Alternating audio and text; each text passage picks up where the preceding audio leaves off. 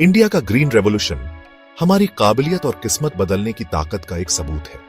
यह खेती बाड़ी में बड़े बदलाव का जमाना था, जो नई खोजों, नीतियों और साइंटिस्ट, नेता और किसानों की मेहनत से आया। इस रेवोल्यूशन का मकसद था अनाज का प्रोडक्शन बढ़ाकर और खुद पर निर्भर होकर भूख और गरीबी को कम करना।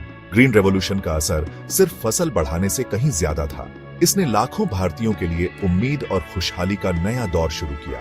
ये वीडियो इंडिया के ग्रीन रेवोल्यूशन के सफर, इसके मकसद, जरूरी नीतियों और देश के सामाजिक आर्थिक हालात पर इसके गहरे असर के बारे में बताएगा। ग्रीन रेवोल्यूशन से पहले इंडिया हमेशा भूख और खाने की कमी से जूझता था। देश को अपनी जरूरतें पूरी करने के लिए दूसरे देशों से अनाज मंगाना पड़ता था। पुराने तरीकों से खेती हालांकि सही थे, लेकिन बढ़ती आबादी की जरूरतें पूरी नहीं कर पा रहे थे।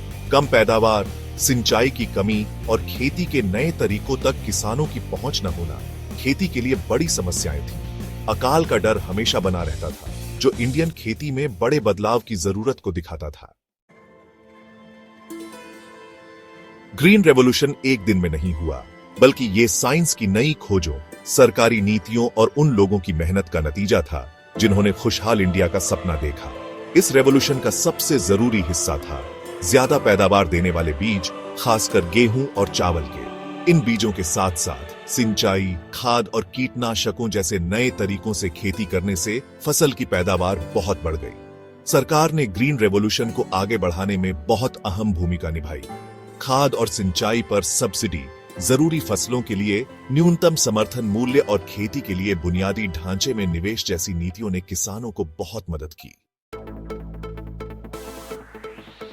ग्रीन रेवोल्यूशन ने इंडिया को अनाज की कमी वाले देश से अनाज निर्यात करने वाले देश में बदल दिया।